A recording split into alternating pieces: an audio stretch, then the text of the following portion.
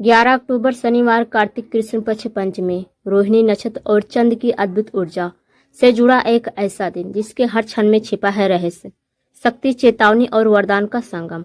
आज हम आपको उस रहस्यमय सत्य की ओर ले चलेंगे जहां शिव स्वयं संकेत देते हैं, जो इस रात्रि मेरे नियम से साधना करेगा वह अपने जीवन से दुर्भाग्य, दरिद्रता और कष्टों की जड़ें उखाड़ देगा। गुरु जी कहते हैं कभी कभी जीवन के कुछ दिन साधारण नहीं होते। वे दिन ऐसे होते हैं जब ऊपर आकाश की हर लकीर, हर तारा, हर ग्रह किसी विशेष इशारे में होते हैं। आज 11 अक्टूबर एक ऐसा ही दिन है। इस दिन चंद्रमा रोहिणी नक्षत्र में भ्रमण कर रहा है। आप जानते हैं रोहिणी नक्षत्र वह नक्षत्र है जहाँ स्वयं चंद्र देव का हृदय बसता है। यही नक्षत्र उस ऊर्जा का द्वार खोलता है जो आकर्षण, संपन्नता, धन और सुख का मूल है। लेकिन सावधान, इस नक्षत्र में छिपा वरदान तभी फल देता है जब व्यक्ति के अंदर श्रद्धा सच्ची हो, मन स्थिर हो। गुरु जी कहते हैं कभी कभी भाग्य सिर्फ कर्म से नहीं खुलता, वह उन अदृश्य क्षणों में खुलता है जहां समय स्वयं तुम्हारा इंतजार करता है। आज वही क्षण है कार्तिक कृष्ण पक्ष पंचमी, जब चंद्रमा अपनी भावनात्मक शक्ति के चरम पर होता है, जब पृथ्वी की ऊर्जा स्थिर नहीं बल्कि स्पंदित होती है। आज वह दिन है जब आपके भीतर सोई हुई कर्म शक्ति जाग सकती है। लेकिन जो व्यक्ति इस दिन की गहराई नहीं समझता वह सिर्फ एक तिथि देखता है, पर जो समझता है वह देखता है एक द्वार, एक यात्रा, एक अवसर। आज वही अवसर आपके द्वार पर है। शिव महापुराण में एक घूर्ण कथा आती है। एक गरीब ब्राह्मण जिसने जीवन में सब कुछ खो दिया था, घर, मान, सम्मान, यहाँ तक कि अपनों का विश्वास भी। एक बार गुरु जी के पास आया और बोला, गुरु जी मैं सब हार गया हूँ, क्या अब मेरे जीवन का कोई राह नहीं? गुरु जी मुस्कुराते हुए बोले, जो मनुष्य पंचमी की रात को रोहिणी नक्षत्र में श्रद्धा से एक विशेष विधान करे उसके जीवन की हर बंद गली खुल जाती है। और सच मानिए उस गरीब ब्राह्मण ने वही किया जो गुरु जी ने कहा। अगले कुछ ही महीनों में उसके जीवन में वह परिवर्तन आया जो हर किसी को चमत्कार लगा। जहाँ कल तक दरिद्रता थी वहाँ समृद्धि आई, जहाँ कल तक अपमान था वहाँ सम्मान हुआ, और जहाँ कल तक अंधेरा था वहाँ शिव का प्रकाश फैल गया। अब आप सोचिए, क्या यह सिर्फ कथा है? नहीं, यह एक संकेत है उन लोगों के लिए जो आज भी किसी न किसी अदृश्य जाल में फंसे हैं, जिनकी मेहनत का फल नहीं मिलता, जिनका भाग्य बार बार उनसे मुंह मोड़ लेता है, जो बार बार हारते हैं जबकि हर प्रयास करते हैं। आज की रात वही रात है जब आप वह जाल काट सकते हैं। लेकिन एक बात याद रखिए, यह उपाय कोई साधारण प्रयोग नहीं, यह एक ऊर्जा साधना है। यह तब काम करेगी जब आप इसे पूरे मन, विश्वास और नियम से करेंगे। गुरु जी कहते हैं जब चंद्रमा रोहिणी में होता है तब मन की इच्छाएं ब्रह्मांड में सीधे सुनाई देती हैं, पर जो मन अपवित्र है उसकी आवाज शिव तक नहीं पहुंचती।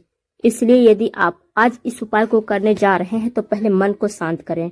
भय, शंका, अहंकार, ये तीनों आज के दिन सबसे बड़ी बाधाएं हैं। आज का ब्रह्म संयोग 11 अक्टूबर शनिवार, कार्तिक कृष्ण पक्ष पंचमी। शनिवार और चंद्र की ऊर्जाओं का ऐसा संगम है जहाँ शनि आपके कर्मों का लेखा खोलता है और चंद्र आपके मन की दिशा तय करता है। यानी आज का दिन ऐसा है जहां कर्म और मन दोनों को एक सूत्र में बांधा जा सकता है। यदि आप आज कोई उपाय करते हैं तो वह सीधे आपके भाग्य लेख में दर्ज होगा। यही कारण है कि गुरु जी कहते हैं पंचमी के रात को किया गया उपाय बहुत प्रभावशाली होता है। यदि श्रद्धा के साथ करो तो वरदान बनता है, और लापरवाही से करो तो उल्टा भी हो सकता है। गुरु जी कहते हैं हर बार जब कोई व्यक्ति यह उपाय करता है तो उसकी ऊर्जा ब्रह्मांड तक पहुंचती है, परंतु अगर उसके अंदर लालच या संचय हो तो वही ऊर्जा उल्टी लौटती है। इसलिए यह उपाय करने से पहले अपने भीतर से लालच मिटा दें, वरना जो धन आना है वह भी रुक जाएगा। आज आप यह वीडियो सुन रहे हैं, यह कोई संयोग नहीं, यह संकेत है कि शिव चाहते हैं आप अपने जीवन का एक नया अध्याय खोलें। लेकिन वह अध्याय तभी खुलेगा जब आप श्रद्धा को पहला पन्ना बनाएंगे। रोहिणी नक्षत्र की रात, रोहिणी नक्षत्र का स्वामी स्वयं चंद्र है और चंद्र मन का प्रतीक है। जब यह नक्षत्र पंचमी तिथि में आता है तो यह एक त्रिकोणीय शक्ति बनाता है, मन, धन और कर्म का। इस संयोग में यदि कोई साधना की जाए तो वह व्यक्ति की आभा को बदल देती है। कहा जाता है कि रोहिणी पंचमी में जो व्यक्ति शिव की आराधना करता है उसके चेहरे पर एक दिव्य तेज प्रकट होता है जो आने वाले समय में उसके भाग्य का द्वार खोलता है। अब सोचिए, क्या आप वही व्यक्ति है जो मेहनत करते करते थक गया है, जो हर सुबह उम्मीद लेकर उठता है और हर रात निराश होकर सो जाता है? क्या आप महसूस करते हैं कि कोई अदृश्य शक्ति आपको रोक रही है? तो वही रात आज है जब आपको अपनी किस्मत को पकड़कर झकझोरना है। गुरु जी कहते हैं पंचमी की रात जो शिव का आवाहन करता है उसके जीवन के अंधेरे खुद पीछे हट जाते हैं।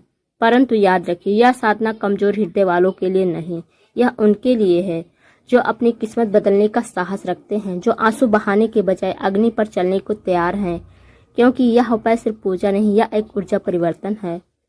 गुरु जी कहते हैं, जहाँ साधक पंचमी की रात दीपक जलाता है तो वह सिर्फ रोशनी नहीं करता, वह अपनी किस्मत के अंधकार को जलाता है। आज आप भी वही दीपक जलाएंगे। आज आप भी उस रहस्यमय प्रक्रिया का हिस्सा बनेंगे जो सदियों से सिर्फ चुनिंदा साधकों को ज्ञात थी। आप सोच रहे होंगे, क्या इतना शक्तिशाली उपाय इतना सरल हो सकता है? हाँ, क्योंकि शिव की कृपा कठिन कर्मों से नहीं, सच्चे भाव से मिलती है। और सबसे बड़ी बात, आज के उपाय में बोलने की नहीं, सुनने की शक्ति चाहिए, क्योंकि यह उपाय उस आवाज से जुड़ा है जो आपके भीतर है। जब आप इसे श्रद्धा से करते हैं तो वह आवाज सीधे शिव तक पहुंचती है। अब आपके सामने दो रास्ते हैं, या तो इसे एक साधारण वीडियो समझकर भूल जाइए, या इसे अपने जीवन का सबसे निर्णायक क्षण मानिए। गुरु जी कहते हैं, एक क्षण की श्रद्धा वर्षों की बाधाओं को समाप्त कर देती है। अब ध्यान से सुनिए। 11 अक्टूबर की इस रात को जब चंद्रमा रोहिणी में होगा और पंचमी का क्षण अपने चरम पर होगा, तभी यह उपाय करना है। यह वह समय द्वार है जहां से धन, सौभाग्य और शक्ति आपके जीवन में प्रवेश करेगी, परंतु यह तभी होगा जब आप पूरे हृदय से इसे स्वीकार करेंगे। याद रखिए, यह कोई ताबीज नहीं है, यह एक ऊर्जामय प्रक्रिया है, एक दिव्य अनुबंध है। यदि आपने इसे श्रद्धा से किया तो यह आपकी किस्मत की धारा को मोड़ सकता है, पर यदि इसे लापरवाही से किया तो यह निष्फल हो जाएगा। गुरुजी कहते हैं, जो साधक पंचमी की रात चंद्रमा की ओर निहारते हुए शिव का नाम जपता है, उसका दुर्भाग्य चंद्रमा के साथ घट जाता है।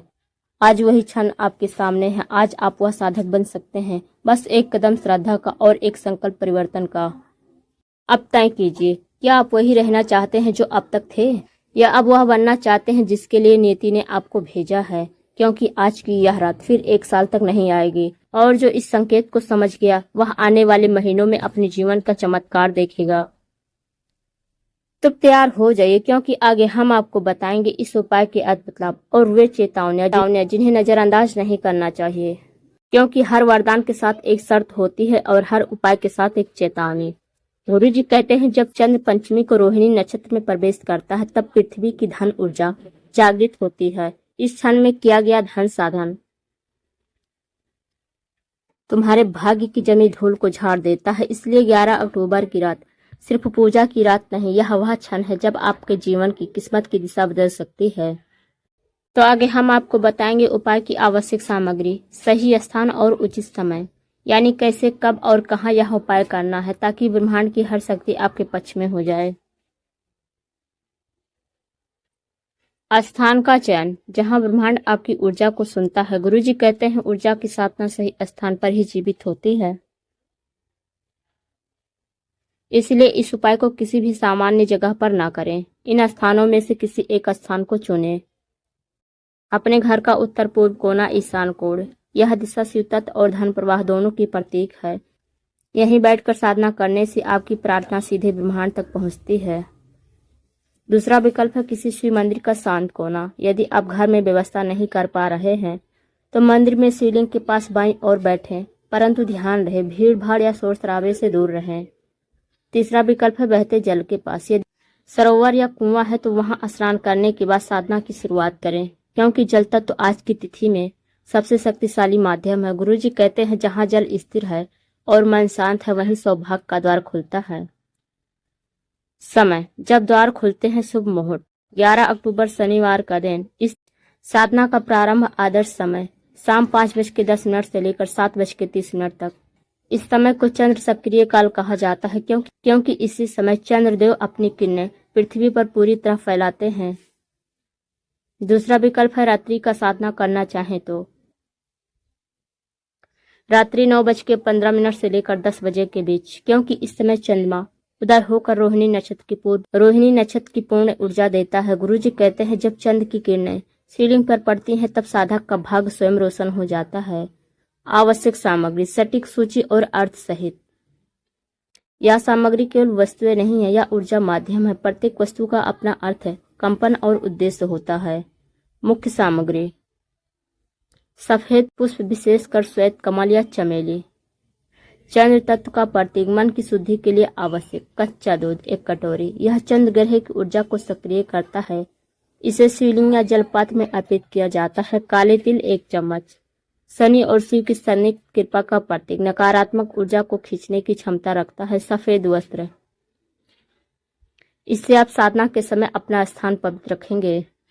दीपक, घी या तिल के तेल का 1 दीपक शिवलिंग के पास, दूसरा घर के मुख्य द्वार पर। यह अंधकार नाश का प्रतीक है। गंगा जल या स्वच्छ जल, यह माध्यम है आपके संकल्पों को ब्रह्मांड तक पहुंचाने का।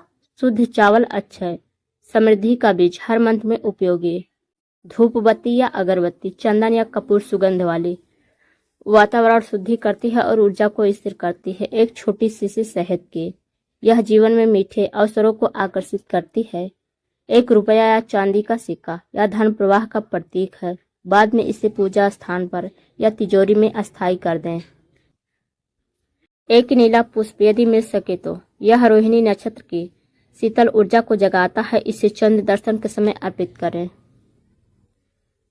पूरक सामग्री, वैकल्पिक लेकिन अत्यंत प्रभावशाली। शिवलिंग या शिव की तस्वीर, रुद्राक्ष माला, तांबे या चांदी का छोटा कलश, सफेद आसन। पंचमेवा, दूध, दही, शहद, घी और गंगा जल का मिश्रण। चावल या गेहूं का आटा, भूमि पर मंडल बनाने के लिए। गुरुजी कहते हैं जितनी सादगी से तुम साधना करोगे उतनी ही गहराई से वह फल देगी, परंतु श्रद्धा एक भी अंश कम ना हो पाए। दिशा और आसन विधि, उत्तर की ओर मुख करके रखें। शिवलिंग या जलपात्र अपने सामने रखें। आसन पर सफेद वस्त्र बिछाएं। आसन पर बैठने से पहले 3 बार गहरी सांस लेकर मन शांत करें। फिर धीरे धीरे ओम नमः शिवाय का जाप 11 बार करें। यह जब साधना प्रारंभ का संकेत है। वातावरण की शुद्धि और ऊर्जा सृजन, साधना शुरू करने से पहले एक छोटा सा कर्म करें जो बहुत शक्तिशाली होता है। गंगा जल या स्वच्छ जल लें, उसमें 1 चुटकी काले तिल डालें। उस जल को आसन, दीपक और अपने चारों ओर 3 बार छिड़कें। गुरुजी कहते हैं जहाँ जल तिल से मिल जाता है वहाँ दुर्भाग्य टिक नहीं पाता। इससे आपके आसपास की हर नकारात्मक तरंग समाप्त हो जाएगी। आपका मन और स्थान दोनों साधन के लिए तैयार हो जाएंगे। जब चंद्र उदय होता है, जैसे ही वह आकाश में दिखे उसी क्षण उसकी ओर मुख करके 3 बार ओम सोमाय नमः जप करें। इसके बाद अपने दोनों हाथ जोड़कर शिव और चंद्र दोनों को एक साथ प्रणाम करें। यह वह क्षण है जब आपका संकल्प ब्रह्मांड में पंजीकृत होता है। इसलिए गुरुजी कहते हैं जो साधक पंचमी की रात चंद्र को प्रणाम करता है उसके भाग में स्थिरता आती है। ऊर्जा संयोजन की एक विशेष क्रिया, यह क्रिया बहुत कम लोगों को ज्ञात है। 1 कटोरी में गंगा जल और शहद मिलाएं, उसमें 1 चांदी का सिक्का डालें, फिर उसमें चंद्र की ओर मुख करके यह मंत्र बोलें 3 बार, ओम सोमाय धनदाय नमः। फिर उसी जल से 3 बार अपने माथे पर तिलक करें। गुरुजी कहते हैं यह तिलक धन लाभ और सौभाग्य का बीज बोता है। अब तक आपने जाना सही स्थान कहाँ है, कौन सा समय सर्वश्रेष्ठ है, कौन सी सामग्री अनिवार्य है। तो आगे हम आपको बताएंगे उस पूर्ण विधि को जिससे यह साधना संपूर्ण होती है, यानी कैसे करनी है यह क्रिया, कौन सा मंत्र, कौन से क्रम और कौन सी आहुति और किस भाव से सब कुछ अर्पित करना है। संपूर्ण उपाय की विधि। प्रारंभिक संकल्प, आत्मा और ब्रह्मांड का जुड़ाव। दीपक प्रज्वलित करें। अपने सामने शिवलिंग या जलपात्र रखें जिसमें गंगा जल, काले तिल और चांदी का सिक्का पहले से हो। अब नेत्र बंद करें और हृदय में शांत होकर यह भाव करें। लाएं, हे महादेव, इस पंचमी के पवित्र संयोग में मैं अपने जीवन की सभी रुकावटें, सभी ऋण, सभी दुर्भाग्य आपके चरणों में अर्पित करता हूँ।